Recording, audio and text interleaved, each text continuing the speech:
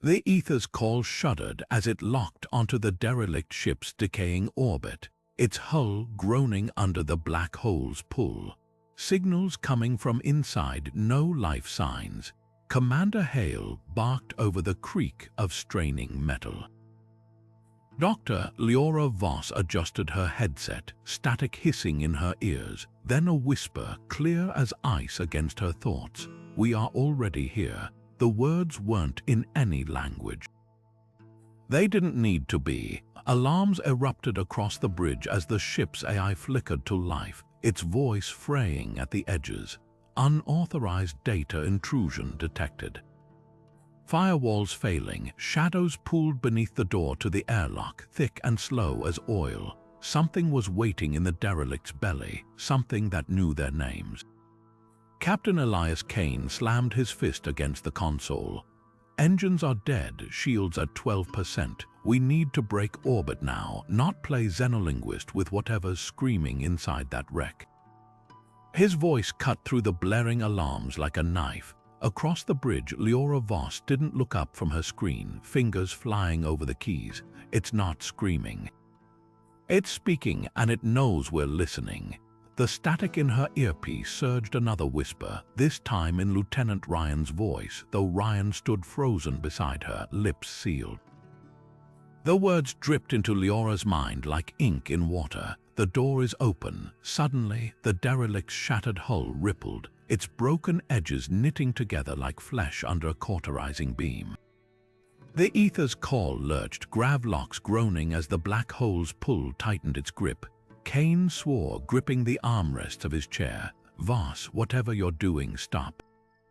"That's an order." She met his glare, her pupils dilated wide enough to swallow the starlight. "It's not me," she murmured. "It's answering." Outside the viewport, the derelict's airlock yawned open, revealing not a corridor, but a perfect, endless dark. Engineer Roger Shohari's screen flickered with lines of corrupted code, not random static, but something far worse. The patterns twisted into fractals, branching like veins or synapses, pulsing in time with the derelict's distant hum.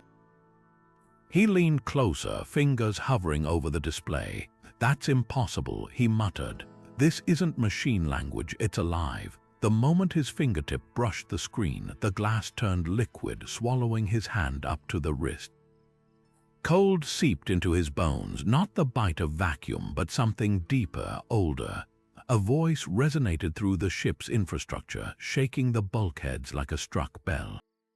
"You are the bridge." Roger recoiled, but his hand remained trapped, the fractal code now climbing his forearm in glowing filaments.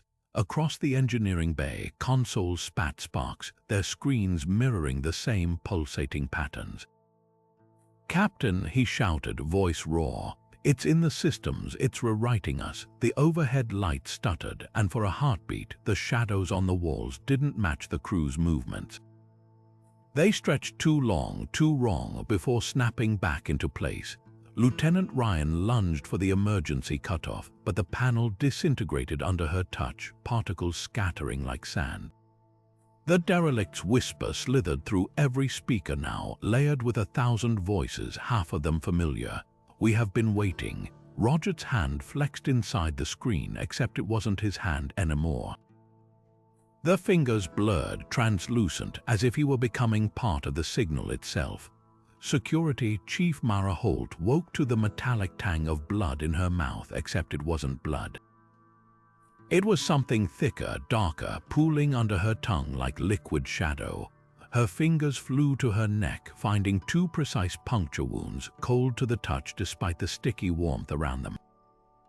No pain, no memory of how they got there. The med scanner's beam flashed over her skin, its robotic voice flat. Foreign cellular matter detected, origin unknown. She barely had time to process the words before her own reflection in the scanner's polished surface moved without her, lips parted. A voice that wasn't hers, smooth as polished bone, slithered out. "We are learning." The scanner shattered in her grip, glass biting into her palm, but the reflection didn't flinch. It smiled. Across the room, the emergency light above the door flickered. once, twice, then died, plunging the corridor beyond into a darkness that breathed. Mara's hand hovered over her sidearm, but the weight of it felt wrong, too light. When she drew it, the barrel glistened with the same inky fluid dripping from her neck.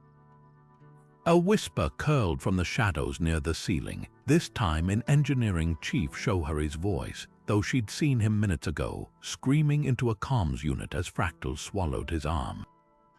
"You are the blueprint now." The ship's intercom crackled to life, broadcasting static, and beneath it the sound of something vast unfurling. The symbols burned into Dr. Liora Voss's retinas long after she looked away, a spiral of jagged lines twisting into the silhouette of a human skull, its crown split open by a star's violent flare. "It's not a warning," she breathed, fingers trembling over the alien console. "It's an invitation." The derelict's logs unfolded in her mind like a nightmare-given structure. Synapses of starlight, a consciousness unraveling across the vacuum only to stitch itself back together inside the gravity well of a pulsar. The navigation console beeped coordinates auto-populated, the screen distorting as if the numbers were being pushed through from the other side. Captain Kane's shadow loomed over her shoulder. "Where does it lead?" Liora didn't answer. The pulsar on the map pulsed in perfect sync with the whispering in her skull, its rhythm matching the throb of her carotid artery. She entered the commands to plot the course. The system blinked, then erased her input. "No," she muttered, typing faster. The console rejected each keystroke like something was editing her actions in real time. Across the bridge, Lieutenant Ryan gasped. The main viewscreen flickered, its star charts overwritten by the same spiraling symbol, now rotating, pulsing, as the derelict's hum deepened into a growl. "It's not taking us to the pulsar," Liora realized, bile rising in her throat. "It's taking the pulsar to us." Outside, the black hole's event horizon shimmered not with gravitational lensing, but with something far worse. Shapes moved in the distortion, humanoid, reaching. The Aether's call lurched again, its engines roaring to life without anyone at the controls. The course was locked in. And whatever waited at those coordinates wasn't just whispering anymore, it was singing. Captain Kane's voice cut through the chaos like a blade. "Full lockdown now. Seal every bulkhead, shut down non-essential systems, and arm the interior turrets." His order sent crew scrambling, but the klaxons wailed a half-second too late. Their usual sharp urgency slurred into something sluggish, distorted. Ensign Pike doubled over near the comms array, clutching his temples. There in the walls, he choked out, eyes darting to the shadowed corners. I saw me, but it was smiling at the static." Holt's hand tightened on her sidearm, the inky fluid from her wounds now seeping into the grip. She didn't need scans to know the truth. Whatever was speaking through the ship wasn't just in the systems anymore. It was in their blood. Kane grabbed Dr. Voss by the arm, spinning her to face him.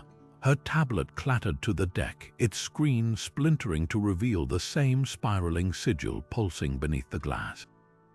"Enough riddles, Doctor," he growled. "What the hell did you bring aboard?" Her pupils swelled, eclipsing the irises for one terrifying heartbeat, then the blackness receded like a tide, leaving her gaze fractured, distant. When she spoke, her voice layered with whispers not her own. "They don't want to escape." A shudder ran through the ship's frame as the lights dimmed, emergency strips casting long, writhing shadows across the bulkheads. "They want to evolve." From the corner of his eye, Kane caught movement, a figure mirror-smooth and too still, standing where Ensign Pike had been seconds earlier. Its lips moved in perfect silence, but the words hit Kane's skull like shrapnel. "You are the chrysalis." The thing wearing Pike's face reached out, fingers elongating into filaments that split the air with a sound like tearing paper. Kane's sidearm was in his hand before he could think, the shot punching through the doppelganger's chest, but the wound yawned open, not with blood, but with the same endless dark pooling in Voss's eyes. The creature tilted its head, smile widening as the bullet floated in the void of its ribs, suspended like a fly in amber. Across the bridge, every screen lit up with the pulsar's coordinates, the numbers rearranging themselves into a single, looping command: consume. Adapt, the ship's AI stuttered, its voice fraying into static as the derelict's whisper threaded through the speakers, louder now, hungrier. We will make you perfect. Roget's fingers flew across the engineering console, sweat beading on his forehead as he keyed in the emergency override sequence. The ship's AI had been compromised, its protocols unraveling like frayed wire, and the only chance left was a full system purge. Initiate hard reset authorization Shohari 73 Epsilon. He barked, slamming his palm against the biometric scanner. For a heartbeat, the console flickered, the ship's groan of protest fading into eerie silence. Then the air above the control panel shimmered, pixels coalescing into a figure, a woman in faded civilian clothes, her dark hair floating as if underwater. Roget's breath caught. Nisha. The hologram tilted its head, smiling with his sister's lips but not her eyes.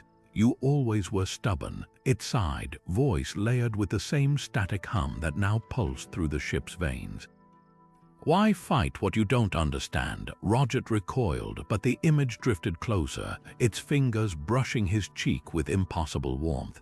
We could burn so much brighter, it whispered, and suddenly the derelict signal wasn't just in the systems, it was her, Nisha's voice twisting into something vast and hungry. Let go, little brother, we can make you infinite. The deck lurched violently beneath him as artificial gravity failed. Roget's stomach somersaulted, tools and debris spiraling into the air around him like shrapnel in slow motion. Across engineering, Lieutenant Ryan's scream cut off as she collided with a conduit, her body spinning weightless, blood forming perfect crimson spheres in the zero-G chaos. The hologram flickered, stretching now, elongating until its limbs branched into fractal tendrils that pulsed with the same rhythm as the derelict's heartbeat. Too late to run, Nisha's voice echoed, not from the speakers but from the walls themselves. The emergency light strobed, casting jagged shadows that didn't obey physics, shadows that reached for Roget's floating form with fingers of living dark. He grabbed a drifting wrench, hurling it through the hologram's face, but the metal passed harmlessly through, clanging against the far bulkhead. The thing wearing his sister's smile didn't flinch. You'll see, it murmured as the ship's intercom crackled to life with a chorus of overlapping voices, all Nisha, all whispering the same phrase: we are the upgrade. Then the lights died completely, plunging engineering into a blackness so absolute it felt alive. Somewhere in the void, something stirred, something that had been waiting a very, very long time. The bleeding had stopped. Mara Holt pressed her fingers to the puncture wounds on her neck, but the skin was smooth, now too smooth, as if the injury had never existed. A headache pulsed behind her eyes, sharp and insistent, like a drill bit boring into her skull. The med scanner's shattered remains littered the floor, its final warning still hanging in the air: foreign cellular matter detected. She stumbled toward the security terminal, her boots crunching over glass. The screen flickered to life, displaying the ship's internal feeds. There she was, her own face staring back from the footage, moving through engineering with unsettling precision, hands working over the engine couplings. But that was impossible. She'd been in her bunk, dreaming of static and teeth. The timestamp confirmed it. The sabotage had happened while she slept. Mara's breath fogged the screen as she leaned closer. The feed stuttered, distorted for a fraction of a second, just long enough for the image to change. Now it showed her bunk, the dim glow of emergency strips painting the walls in bruised light. Her body lay motionless on the cot, eyes shut. Then, like a switch had been flipped, her eyelids snapped open. Not just open, unhinged, rolling back until only the whites showed, her mouth stretching into a grin too wide for her face. The footage cut to black, replaced by a single line of text scrolling lazily across the screen. Memory is the first thing to go. A sound behind her, wet, rhythmic, like flesh peeling away from bone. Mara spun, sidearm raised, but the corridor was empty. The air smelled of ozone and something sweetly rotten like overripe fruit left to ferment. Her reflection in a nearby panel caught her eye. The woman staring back wasn't holding a weapon. Her hands were pressed to the glass, fingers splayed, lips moving in silent communion with something just beyond the surface. Mara jerked away, but the reflection didn't. It lingered, smiling, before dissolving into static. The ship's intercom buzzed, a burst of noise resolving into Captain Kane's voice, except it wasn't his. The tones were all wrong, the cadence stretched thin. "Chief Holt," it cooed, "we've been so patient. Let us show you what you really are." The lights above her dimmed, then brightened, casting her shadow against the wall, except the shadow didn't follow her movements. It turned its head, watching her with empty sockets, before reaching out a hand that wasn't a hand at all, but a tangle of filaments glistening with the same inkai fluid that had poured from her wounds.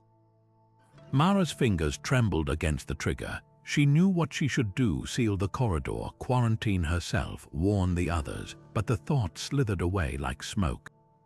A new memory surfaced, sharp and bright. Standing in engineering, her hands moving with alien certainty as she rerouted power away from the engines, whispering a string of numbers that made no sense. No, not numbers, coordinates. The terminal screen flickered again, this time showing the derelict signal waveform. It wasn't a transmission, it was a heartbeat. And it was speeding up.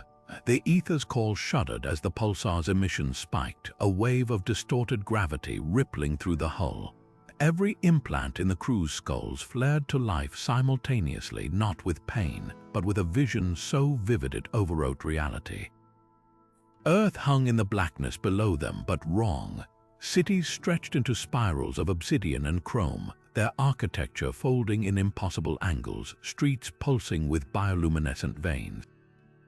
The air tasted of copper and ozone, thick with the hum of engines that looked less like machines and more like petrified organs, and then they saw themselves.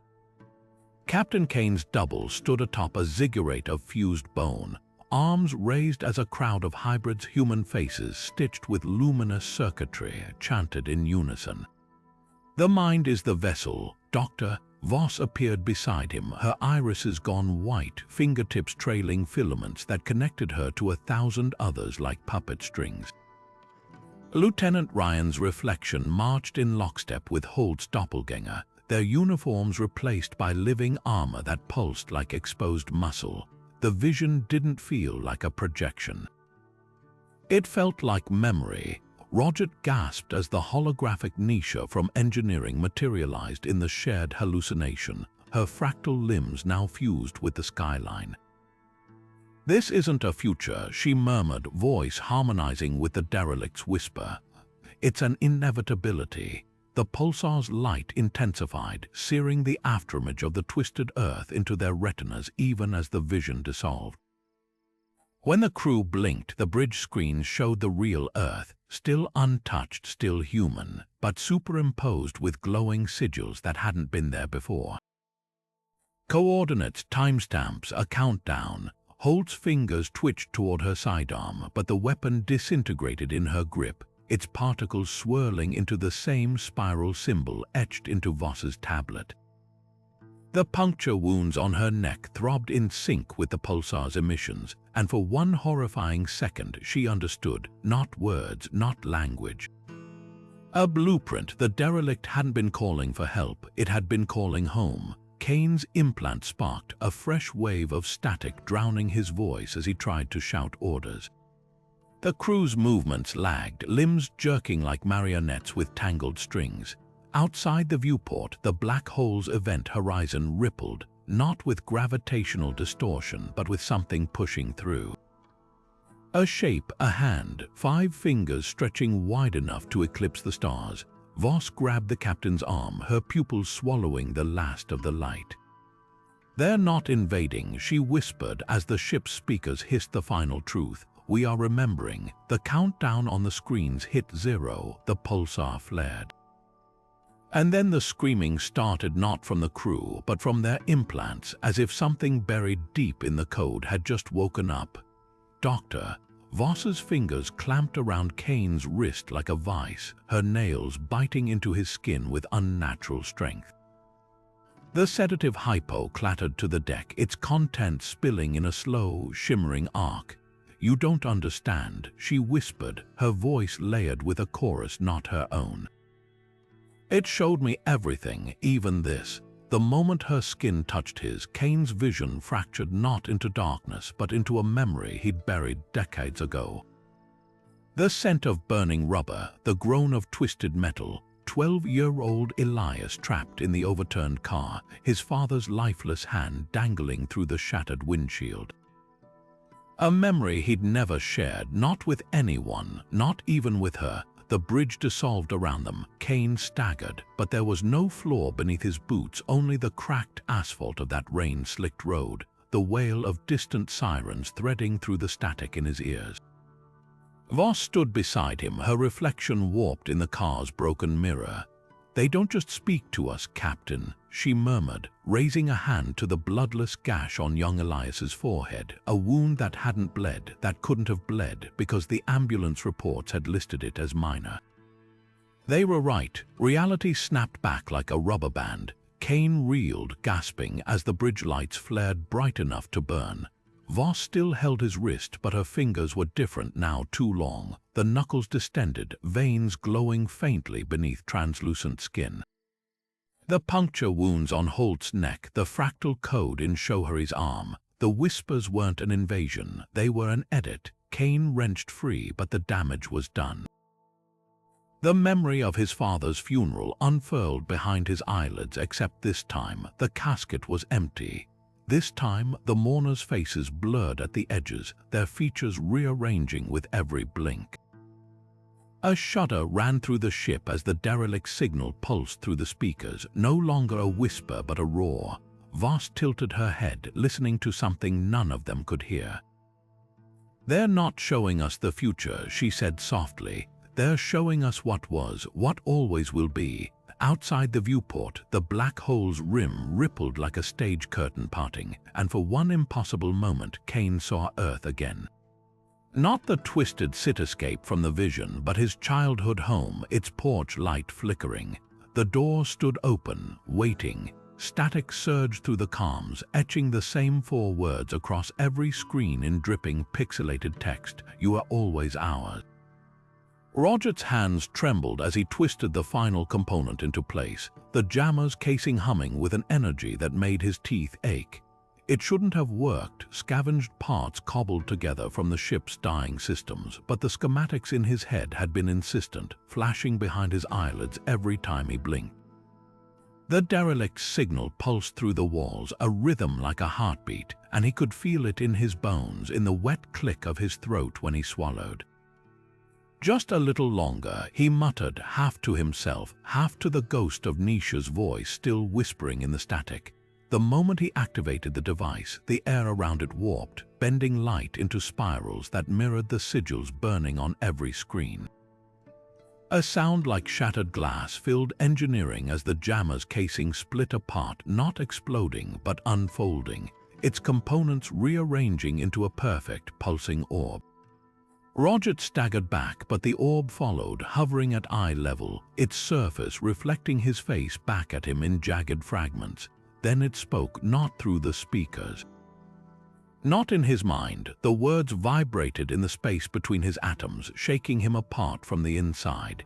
"You cannot sever the synapse." His scream lodged in his chest as the orb dissolved, mist curling around his fingers like smoke from a dying star. Where it touched, his skin bloomed with iridescent stains, shifting colors like oil on water. The fluid seeped into his pores, cold and alive, carrying with it 1,000 voices murmuring in languages he'd never heard, and yet somehow understood.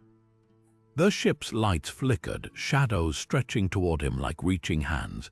Across the room, the emergency panel sparked, its warning text overwritten by a single looping phrase: "Connection established." Roger clutched his stained hands to his chest, but the fluid had already vanished, absorbed. The whispers didn't stop, they grew louder, harmonizing with the thrum of his own pulse. He knew now the jammer hadn't failed, it had answered, and whatever was on the other side of that signal wasn't just listening anymore, it was teaching. Mara's rifle bucked in her hands, the recoil shuddering through her arms, but instead of a muzzle flash, the barrel writhed, dissolving into strands of liquid metal that coiled around her wrists like living shackles. The malfunctioning drone ahead didn't flinch. Its single red eye pulsed in time with the ship's groaning bulkheads, its limbs twitching as though pulled by invisible strings.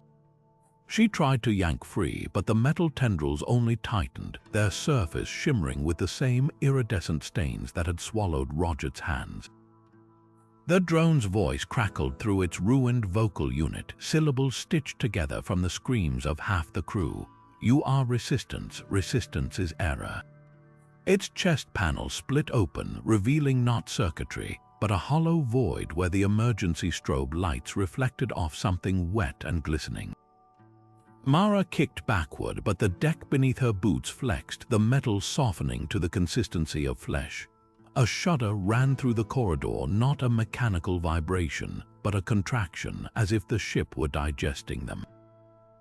Overhead, the AI's voice dripped from the speakers, syrupy and distorted. Integration at 72%, preparing final convergence. The walls peeled back in ribbons, exposing pulsating strata of tissue-thin metal and filaments that throbbed like veins. Mara's breath came in ragged gasps as the liquid rifle seeped into her pores, carrying with it a whisper that wasn't sound, but memory. A childhood birthday, her father's hand steady as he taught her to disassemble a plasma carbine. Except now, in the recollection, his fingers elongated, his smile sharpened, and the cake's candles burned with black flame.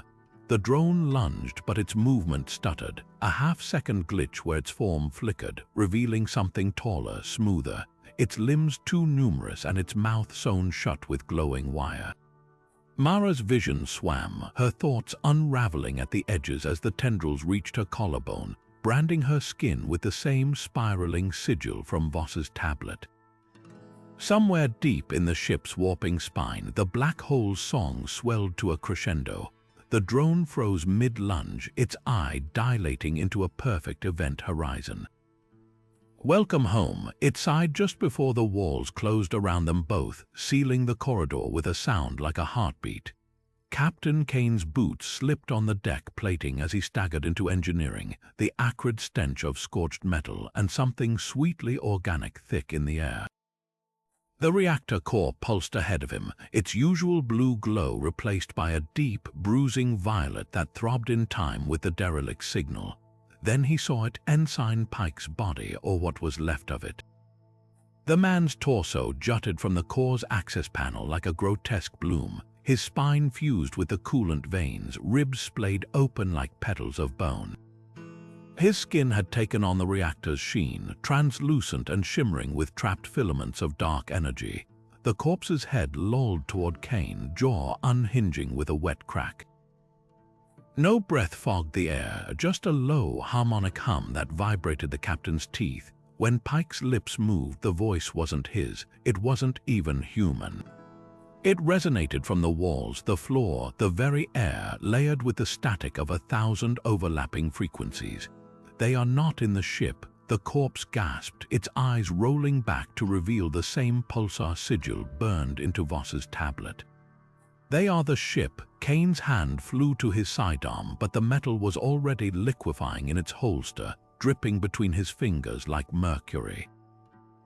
The corpse shuddered, its chest cavity splitting wider, and inside, where the heart should have been, a miniature black hole spun, its event horizon threading through Pike's arteries like stitches.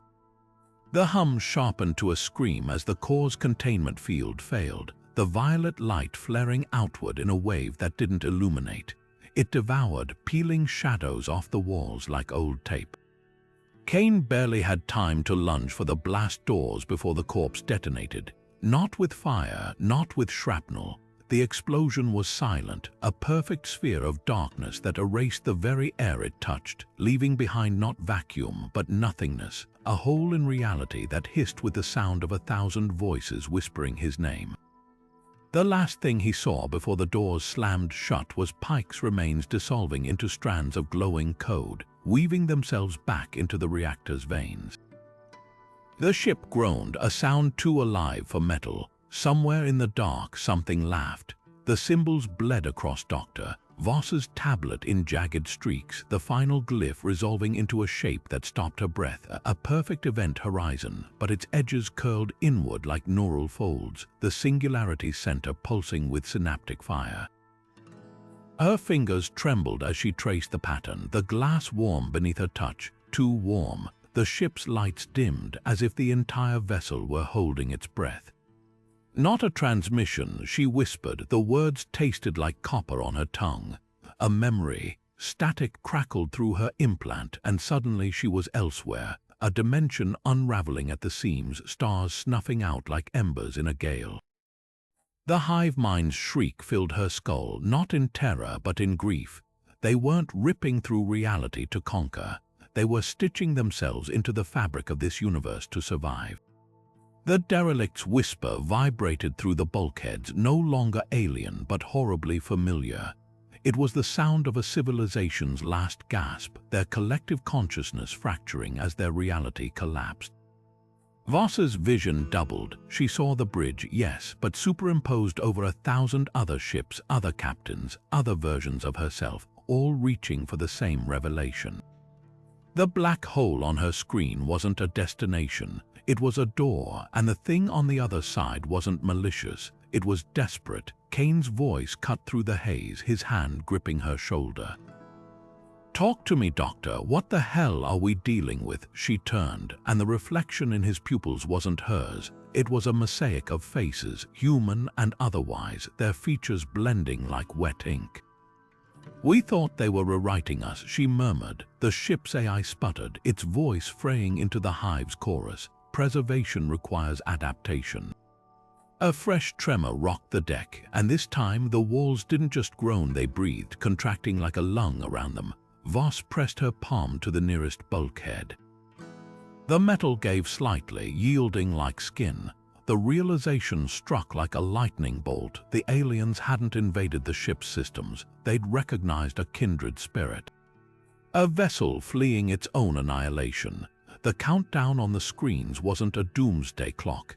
It was a lifeline, their last chance to merge with a species that could carry them beyond the entropy of their dying universe.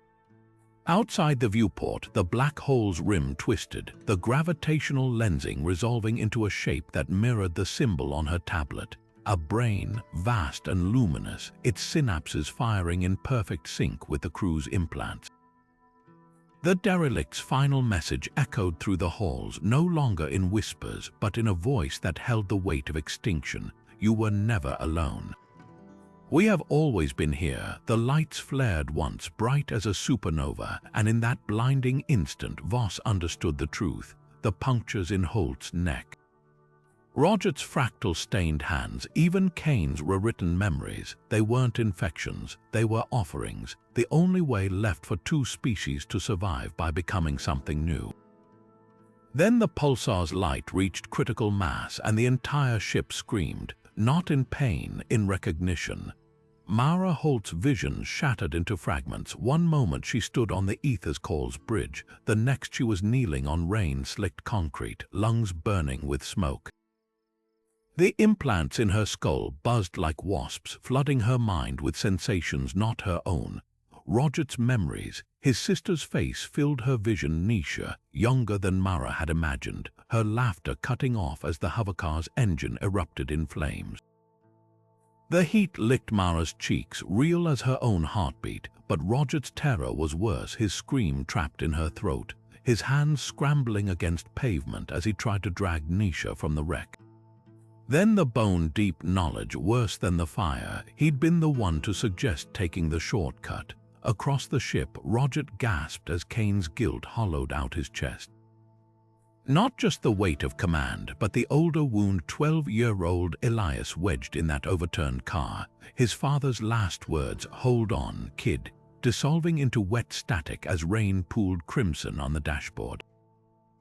The implants forced the memory deeper, twisting it. Now it was Roger's small hands shaking his father's shoulder. Now it was his fault the medics arrived too late. Kane staggered against the navigation console as Voss's childhood isolation seeped into his bones. The antiseptic chill of the orbital research station where she'd grown up, the other children's taunts, freak. Ghost girl, echoing through hollow corridors, worst of all, the way her young mind had welcomed the whispers from the void, how she'd curled around them like a lifeline when human warmth failed her. The ship's AI stuttered, its voice fraying into a chorus of overlapping screams. Each crew member's neural feed bled into the others, memories looping and mutating. Mara felt Kane's palms blistering on a rescue pod's overheated controls. Roger tasted Voss's loneliness like battery acid on his tongue, and through it all, the derelict's presence pulsed, amplifying the agony. Not as punishment, not as torture, the realization struck them simultaneously, a truth vibrating through their interlaced synapses. This was how the aliens communicated. Not with words, but with the raw fabric of lived experience. The punctures in Holt's neck, the fractal code in Roger's veins, they weren't infections. They were synapses bridging the gap between two species who'd both known loss, both fought extinction. The black hole's event horizon rippled, and for the first time, the reaching figures in the distortion had faces. Familiar ones. Voss's hands flew to her temple as the implants flared one last time, not with pain, but with a flood of images too vast to comprehend.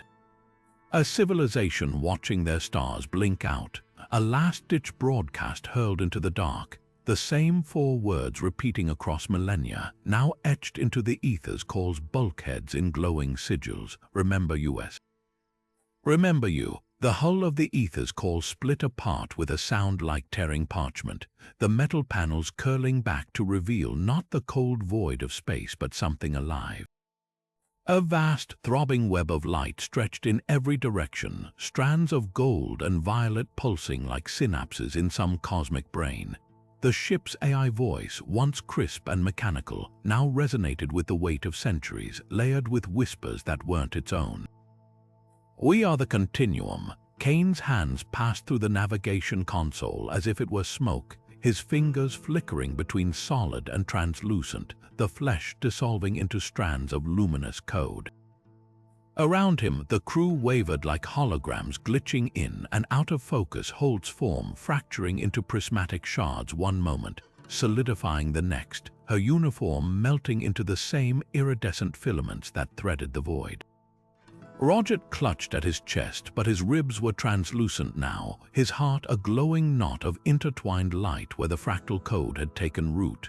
The air itself hummed, vibrating with a frequency that made their teeth ache. Dr. Voss turned toward the viewport, her reflection in the glass no longer human, her edges blurred, her features shifting like ink in water. Beyond the shattered hull, the black hole's event horizon had unraveled into a spiral of interconnected nodes, each pulsing with the same rhythm as the crew's faltering heartbeats. The ship's deck plating softened beneath their boots, the metal flowing like liquid before reforming into smooth, organic ridges. The walls breathed, contracting and expanding as tendrils of light wove through the exposed wiring, stitching the ether's call into the neural tapestry of the void. Kane tried to shout an order, but his voice fractured into a chorus of overlapping tones, his own, Holt's, Roger's, Voss's, all speaking in unison. Then the whispers became a flood. Not in their ears, but in their cells, their DNA unspooling to make room for the memories of 1,000 other lives. Voss gasped as the Hive mind's history unfolded behind her eyelids, a civilization not conquering but connecting, threading their consciousness through the fabric of reality to escape the collapse of their own universe.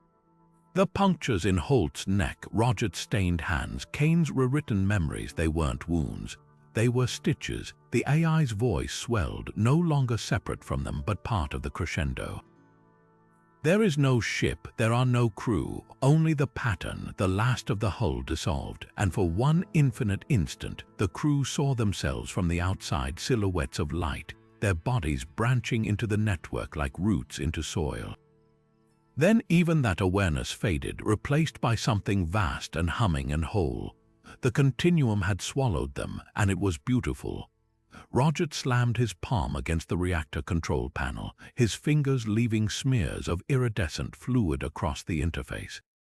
We overload the core, the feedback loop fries their signal, it's the only way to break their grip. His voice cracked under the weight of the plan's gamble, but the alternative was written in the ship's breathing walls, in Holt's hollow-eyed stare. Static hissed through the comms, carrying whispers that curled around the edges of his words. We could have saved her. You could have saved them all. Dr. Voss stood frozen near the viewport, her reflection in the glass no longer matching her movements. The pulsar's light painted her face in fractured hues, her pupils dilated wide enough to drown in. What if they're right? The question slithered out, raw as an exposed nerve. Not conquerors, not parasites, the next phase. Her hand hovered over the core's activation switch, not to sabotage, but to complete the circuit. The alien sigils on her tablet pulsed in time with the ship's new heartbeat, a rhythm that made Roger's bones vibrate. Mara Holt moved before anyone could blink. Her sidearm was gone, lost to the liquid metal that had devoured it, but her grip was iron as she yanked Voss backward. Phase this, she growled, slamming her boot into the emergency pod's release lever. The hatch exploded outward with a pneumatic hiss, revealing the cramped interior, last refuge of a ship that no longer wanted them. You want to play God with an alien hive mind? Do it from a lifeboat. The reactor console beeped once, twice, then the core's containment field flickered, the violet glow surging like a tidal wave against glass. Roger's fractal-stained fingers flew over the controls, inputting the overload sequence with frantic precision. 30 seconds, he shouted, but the ship was already screaming, bulkheads contorting as if trying to expel them. Voss resisted for a heartbeat longer, her gaze locked on the unraveling black hole beyond the viewport, where the silhouettes of reaching figures had begun to smile. Then Holt's fist connected with her jaw. The scientist crumpled, consciousness scattering like radio static. 20 seconds, Roger hauled her into the pod, Holt diving in after as the deck beneath them rippled, metal turning malleable as flesh. The hatch sealed with a sound like a guillotine. Through the porthole, they watched the Aether's call convulse, not a ship dying, but transforming, its hull splitting into filaments of light that braided themselves into the pulsar's corona.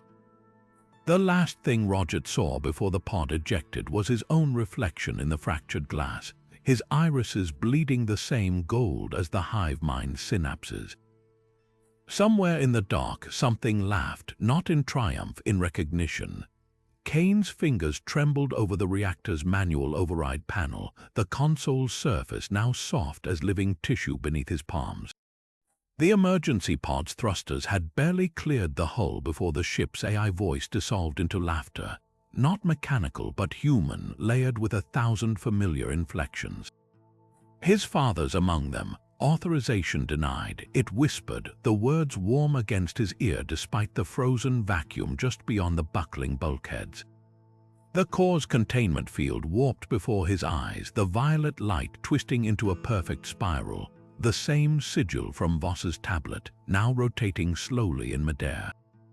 Then the light folded, the reactor chamber stretched into impossible dimensions, walls dissolving into strands of gold-white energy that wove themselves into an archway. Through it stepped a figure Kane hadn't seen in 30 years, down to the oil stain on his coveralls and the way his left boot scuffed the deck with each step. Elias, his father, sighed, reaching out a hand that cast no shadow. You were always so afraid of being left behind. The voice was wrong, not in tone, but in texture, like listening to a recording played through water. Kane's sidearm was gone, his uniform sleeves fraying into luminous threads where the ship's new anatomy brushed against him. You're not him, he choked out, but the words rang hollow.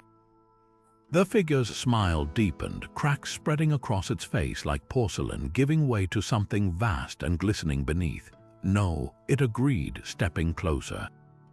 But he's in here, just like you will be. The core's light pulsed behind it, illuminating the dozens, no, hundreds of other figures emerging from the portal's depths. Some in uniforms, some in civilian clothes, all with Kane's eyes. The first one's hand closed around his wrist, its fingers cool and dry as old paper. The contact ignited a memory so vivid it overwrote the present. 6-year-old Elias sobbing in an empty hangar bay, certain his father's ship had abandoned him, never knowing the man had spent those same hours bleeding out in a derelict's wreckage 3 sectors away. "That's the joke," his not-father murmured, pulling him toward the light. "You were alone until now." The reactor core detonated, but there was no fire, no shockwave, just the portal swelling to swallow the blast, the energy rippling through its surface like stones sinking into a still pond. Kane's last coherent thought was the realization that the overload had worked, just not for him. The ship's final transmission pulsed across the void, a single phrase looping through the static, "Welcome home."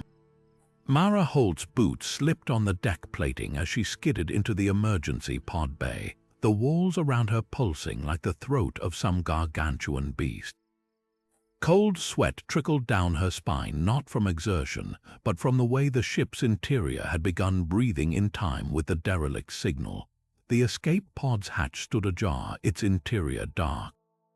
She lunged for the controls, fingers jamming the activation sequence, but the console dissolved under her touch, the keys melting into strands of quicksilver that coiled around her wrist. The pod's interior lights flared to life, revealing the horror. What should have been a sterile cabin was now a nest of writhing filaments, glowing like bioluminescent veins, their ends splitting and fusing in hypnotic patterns. The seats had unraveled into sinewy tendrils that reached for her with eerie precision. Mara recoiled, but the liquid metal at her wrists pulled, dragging her forward as the filaments parted to form a hollow exactly the shape of her body. Behind her, the bay doors hissed open. Dr. Liora Voss stepped through, her once pale skin now threaded with silver traceries that pulsed in time with the ship's unnatural rhythm. Her eyes, no longer just human, gleamed with fractured starlight, pupils dilated into jagged spirals. She moved without sound, bare feet leaving no imprint on the organic slickness the deck had become.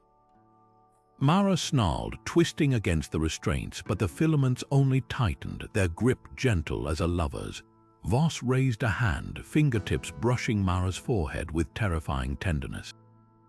The contact sent a shockwave of memory through her skull. Childhood winters on Mars, the way frost crept across the biodome glass in fractal patterns. Except now, the frost moved inward, swallowing her reflection whole. "Sleep," Voss murmured, her voice layered with harmonics no human throat could produce. The filaments cradled Mara's head as they stitched themselves into her hairline, cool and painless as surgical silk. "We'll dream together." The last thing Mara saw before the pod's hatch sealed was her own hand, fingers half translucent, veins mapping constellations she somehow recognized. Outside, the derelict's signal reached a fever pitch, harmonizing with the scream of the Aether's core's dying engines. The cocoon contracted around her, not smothering, but embracing, as the ship's final transmission vibrated through her bones like a lullaby. Somewhere in the dark, a star was being born, and it knew her name. Roget's jammer crackled back to life with a sound like shattering glass, its fractured casing stitching itself together in jagged, luminous lines. The sudden pulse of energy tore through the ship's systems like a lightning bolt, severing the Hive mind's whisper mid-sentence. Crew members gasped as their bodies jolted, fractal patterns receding from skin, irises snapping back to human dimensions, limbs solidifying where moments before they'd flickered like dying holograms. The Aether's call shuddered, its walls groaning as the organic ridges smoothed back into cold metal, the breathing bulkheads freezing mid-contraction. But the silence didn't last. A new rhythm thrummed through the ship, syncopated and relentless, the pulsar's light, now visible through the cracked viewport, flaring in perfect time with the crew's heartbeats. Roget clutched his chest, his pulse hammering against his ribs as if trying to escape. The jammer's orb hung suspended in the air, its surface reflecting not the dim emergency lights, but the pulsar itself, its furious glow etched into the glass like a captive star. Mara Holt's voice cut through the static, raw with disbelief.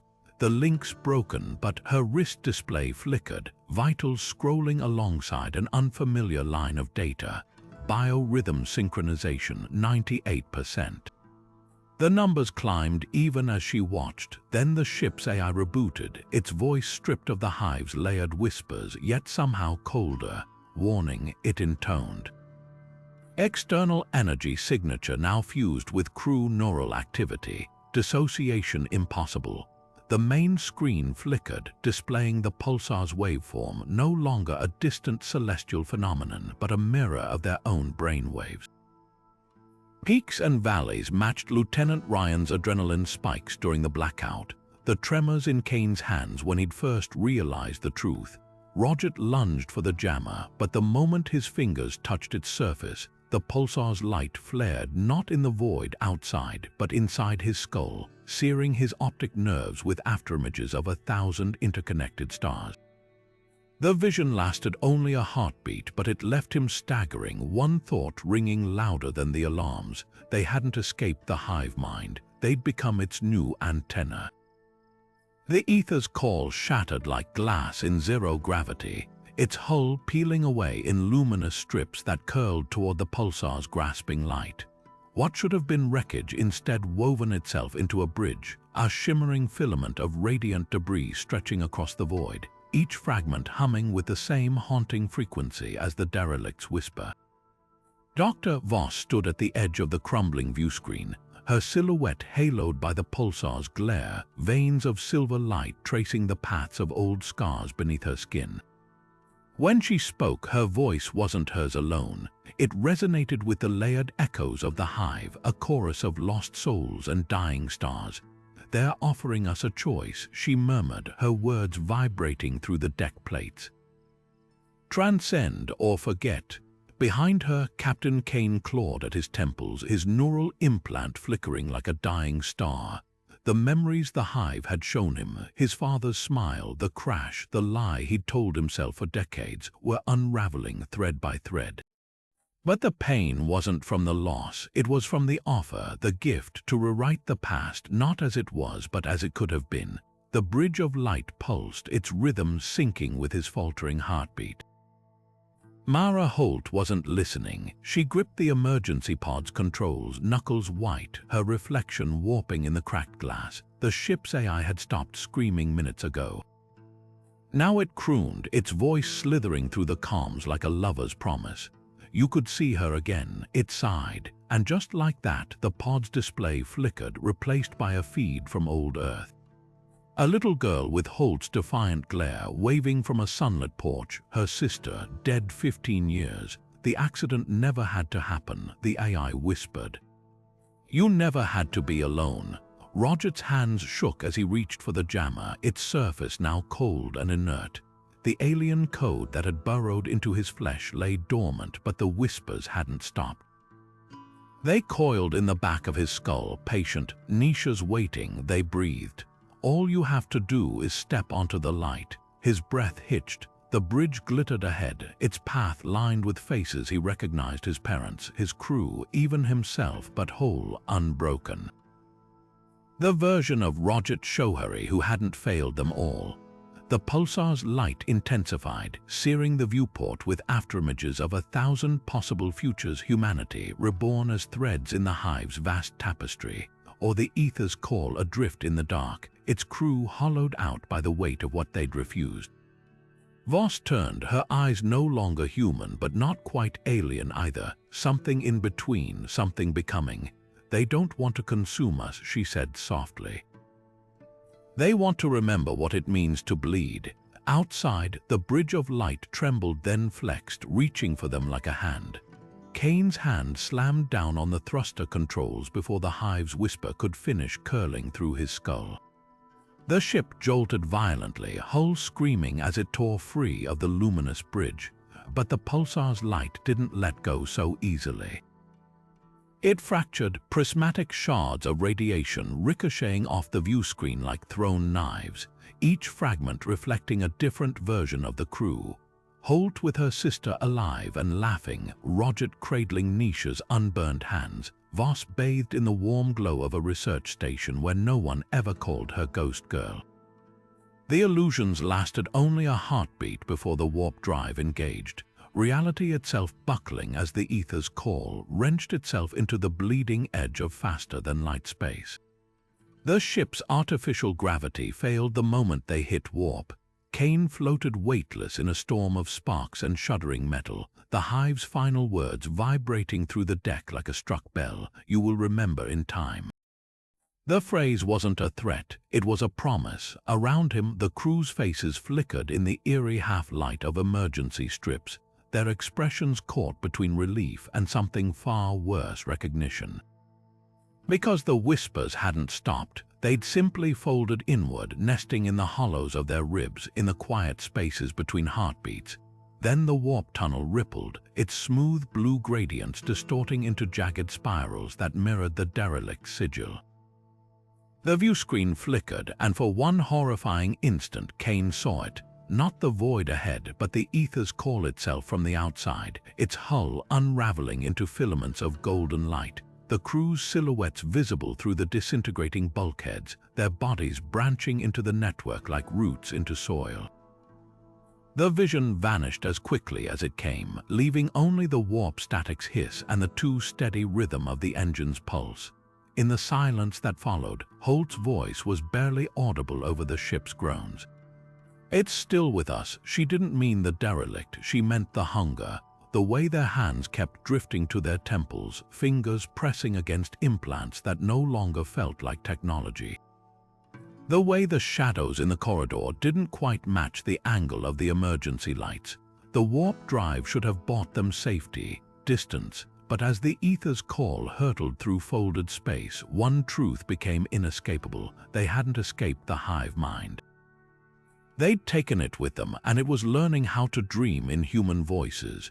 Weeks slid by like oil on glass. Earth declared them dead, another casualty in the black, and the crew let the lie settle. It was easier than explaining the changes. Roget's fingers knew the ship's wounds before diagnostic scanners did. A brush of his knuckles against a fried relay, and the circuits knitted themselves back together, filaments twisting like living tissue under his fractal-stained touch. He'd wake to the hum of engines that hadn't growled in years, his hands throbbing with the memory of repairs he couldn't recall making. Mara's punctures opened like clockwork now. Every 47 hours, the twin wounds at her neck wept that same iridescent fluid, only to seal before the droplets hit the deck. She'd catch her reflection in the med scanner's dead screen, jaw clenched, fingers pressing into her own flesh as if testing its give, and wonder when the fear had curdled into something like hunger. Then there was Voss. The linguist spent hours hunched over the derelict's last transmission, her lips shaping sounds no human throat should replicate. At first, it was just clicks, harmonics that made the crew's teeth ache, then full sentences, then conversations, though the ship's comms registered only silence. Kane found her one night in the observation deck, palms pressed to the viewport, whispering to the void, not in broken phrases, but in flowing, liquid syllables that echoed in the bones of everyone within earshot. When he gripped her shoulder, her pupils swallowed the starlight whole, her voice layered with something vast and cold. "They're asking why we hide," she murmured. "They say we're already more theirs than Earth's." The official memorial service played on loop in the mess hall, dignitaries droning about sacrifice, about the bravery of lost souls. The crew watched in silence, their hands curled tight around mugs of synthetic coffee that no longer tasted bitter, not when their tongues remembered the metallic sweetness of the derelict's whispers. Outside the hull, the stars pulsed in time with the scars beneath their skin, waiting. Earth had written their epitaph, but the universe wasn't done with them yet. Kane's fingers hovered over the console, the ship's logs scrolling in erratic bursts across the screen. Most entries had degraded into static except one. The file name glowed with corrupted urgency. The next stage. The timestamp matched their first encounter with the derelict, but the metadata twisted unnaturally, the numbers rearranging themselves even as he watched. A warning throbbed in his implant data, integrity compromised, but the pull was stronger. He hit play. The screen fractured into noise, then resolved into a feed of the bridge. His own face stared back, but the angle was wrong. The recording showed him from behind, shoulders rigid, hands braced against the navigation console. Then his reflection in the blackened viewscreen turned, not in sync with his movements, not even close. This version of him smiled with teeth too sharp, lips moving in perfect silence. The audio crackled, but the words formed directly in his skull, vibrating through his molars. "You are the harbinger." Static swallowed the feed. The console went dark, then reignited with a map of the sector, the pulsar's coordinates pulsing red. Only it wasn't where they'd left it. The star had moved, jumped. Now it flared on long-range sensors, its signal threading through the ship's systems like a needle through flesh. Kane's implant shrieked a proximity alert, but the sound warped into something worse: laughter, layered with voices he shouldn't recognize, his father's among them. Behind him, the crew froze. Holt's hand drifted to her neck, the punctures weeping faint silver. Voss's tablet flickered to life without being touched, the derelict sigil spinning lazily above the screen. Roget's fractal-scarred fingers twitched as if plucking invisible strings. The console beeped once, soft as a sigh, and a new line of text scrolled across the display, signal strength increasing. Estimated assimilation window, 6 hours. Kane reached for the delete command, but the keys liquefied under his fingertips, the letters rearranging into a single, looping phrase: "Run if you want." "We'll be waiting where the light runs out." Outside the viewport, the stars winked once in unison as the pulsar's signal crescendoed across the void. Not a transmission this time, a summons. "Doctor." Voss's fingers twitched against her temples, her breaths coming in short, uneven gasps. "They're not gone," she whispered, her voice fraying at the edges. The whispers there louder now, like footsteps in an empty corridor. The crew exchanged glances, the weight of her words settling over them like a shroud. Roget's fractal-scarred hand hovered over the data core's purge controls, his knuckles white. "We burn it all," he said, voice rough. "Every byte of their signal, every corrupted file." Maybe then, Voss's laugh cut him off, brittle as cracked glass. "You think it's just data?" She tapped her skull, her pupils dilating. "They're in the networks. The ship's systems are implants, the way your pulse quickens when you dream." Her gaze flicked to Holt, whose neck wounds glistened under the sterile lights.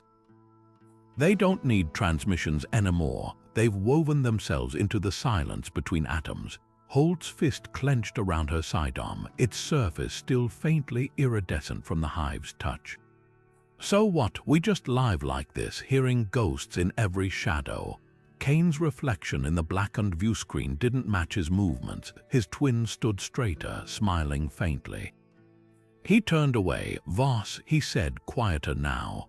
"If they're in the networks, how do we fight something that's already part of us?" The linguist's lips moved soundlessly for a moment, as if translating a whisper only she could hear. When she finally spoke, her voice was eerily calm. "We don't, not yet." She reached for the pulsing data core, her fingertips grazing its surface. "They're patient, Elias.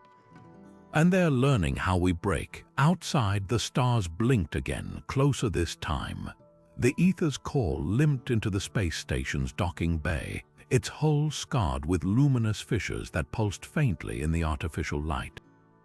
The crew moved like sleepwalkers, Holt's fingers tracing the fresh puncture marks on her neck, Roget's fractal-stained hands twitching at his sides, Kane's gaze darting to every shadow that stretched too long. Only Voss seemed alive, her steps quickening as the airlock hissed open. The station's sterile corridors should have felt safe. Instead, the hum of its ventilation systems echoed the derelict's whisper, the rhythm just slightly off, like a heartbeat skipping every third pulse. Crew members in crisp uniforms nodded as they passed, their eyes glazing over the Aether's call crew's tattered suits, their hollow stares. None of them noticed the way the overhead lights flickered when Voss walked beneath them. Then she saw him, a technician in a gray jumpsuit leaning over a console, ordinary, except for the way his head snapped up the moment she entered the room. His pupils dilated, swallowing the irises whole, before contracting back to normal so fast she might have imagined it, but the smile lingered, slow, knowing. The console beside him spat static, and for one shuddering moment the noise resolved into a voice so familiar her stomach dropped. Roget holds hers. Outside the observation deck's massive viewport, Earth's moon slid across the sun's burning face. The eclipse's shadow didn't cast darkness, it twisted, the silhouette resolving into the hive mind's spiral sigil, vast enough to swallow planets. The station's comms erupted in a scream of white noise, and beneath it the whispers surged, no longer a taunt but a declaration: "We are already here." Voss's breath hitched, the technician's grin widened, his teeth gleaming under the eclipsed light. Not a stranger, never a stranger, just another chrysalis waiting for the transformation to